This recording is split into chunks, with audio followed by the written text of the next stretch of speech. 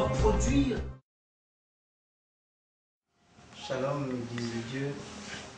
Je suis heureux de vous avoir à ce troisième numéro de notre petite série d'enseignements sur la méditation de la parole de Dieu. Alors, pour aujourd'hui, je voudrais vous entretenir quelques minutes sur comment la réussite s'établit dans notre vie par la méditation de la parole. Je vais donner deux éléments avant d'aller très loin. Le premier élément, c'est dans le livre de Ecclésiaste, chapitre 10, verset 5.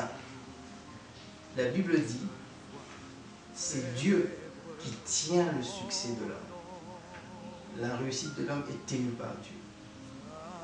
C'est un élément très important. C'est d'abord Dieu qui tient la réussite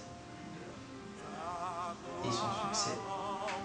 Le deuxième élément, j'aimerais que nous sachions que Dieu est la parole. C'est lui qui tient le succès, mais c'est lui aussi qui est la parole. Au commencement était la parole, et la parole était avec Dieu, et la parole était Dieu. Et elle a habité parmi nous, sous forme de Jésus à l'époque. La parole existe, et c'est Dieu. À ces deux éléments, je vais faire une petite différence. Je vais ajouter une petite différence entre le rima et le logos.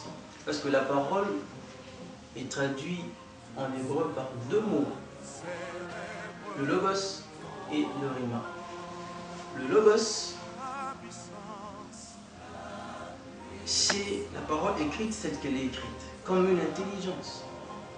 Le rima, c'est une parole inspirée. C'est une parole que Dieu donne particulièrement en lisant la parole écrite. Du logos sort le rima.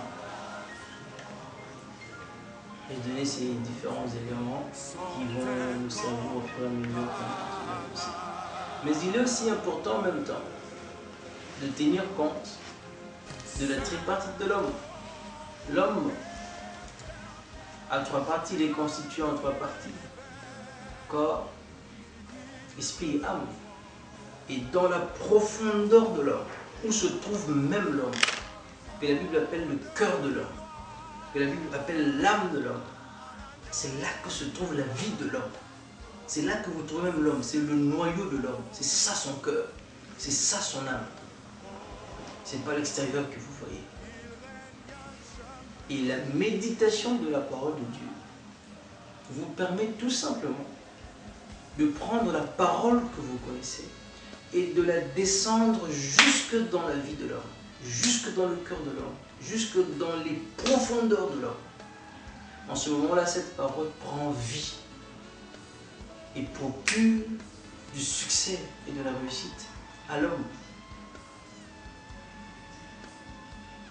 La Bible dit ceci, dans Deutéronome 11, verset 18. La Bible dit, mettez dans votre cœur et dans votre âme ces paroles que je vous dis. Mettez dans votre cœur et dans votre âme, dans votre profondeur, à l'intérieur de votre intérieur. C'est là qu'il faut mettre la parole de Dieu. Comment vous allez faire pour le mettre? La Bible continue en expliquant, vous les lirez comme un signe sur vos mains. La parole de Dieu, la Bible, restera tout le temps sur tes mains. Vous les lirez comme un signe sur vos mains et elles seront comme des frontaux entre vos yeux.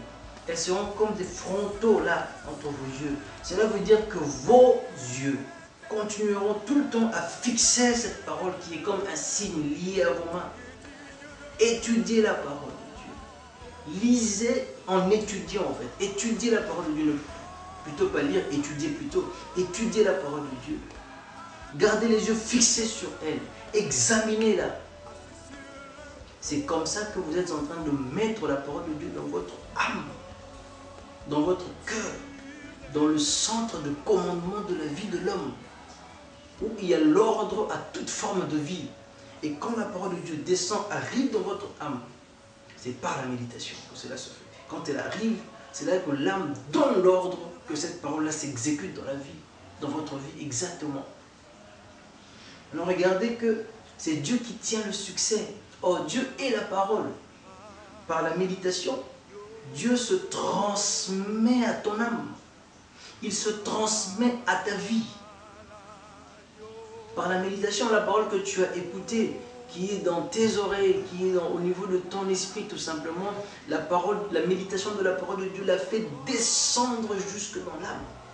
Elle descend. La méditation te permet de tirer des conclusions sur la parole, d'en comprendre le profond sens.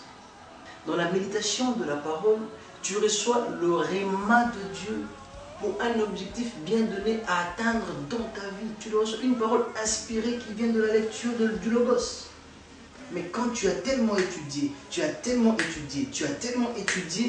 tu saisis le réma qu'il faut à partir d'un Logos bien donné.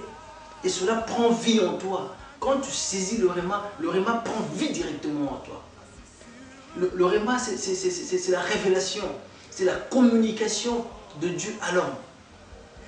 Et cela, c'est en étudiant, en méditant, pas en lisant, en étudiant, que tu arrives à prendre la parole de Dieu et à faire descendre dans ton cœur.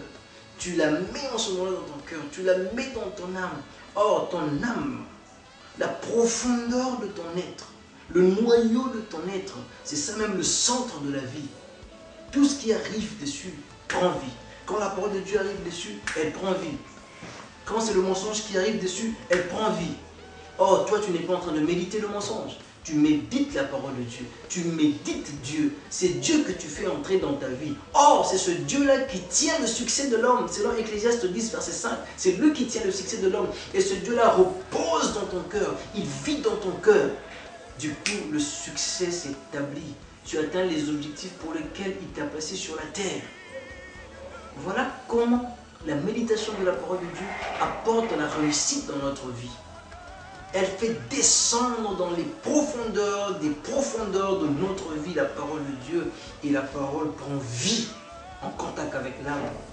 En réalité, l'âme, c'est la partie féminine de l'être humain. L'âme. Et la parole de Dieu, c'est une sémence. Quand tu tombes, ta vie est ensémencée. Ta vie est ensémencée et elle doit produire, selon la nature de la sémence qui est plantée. Et puisque c'est la parole de Dieu qui est plantée, elle produira la divinité, elle produira le succès, elle produira la réussite, elle produira la gloire de Dieu. Et tu réussiras. C'est comme ça que le succès et la réussite s'établissent dans ta vie par le moyen de la méditation. Que Dieu te bénisse. Nous reverrons au prochain numéro où nous parlerons de comment méditer et ce sera le dernier. Au revoir.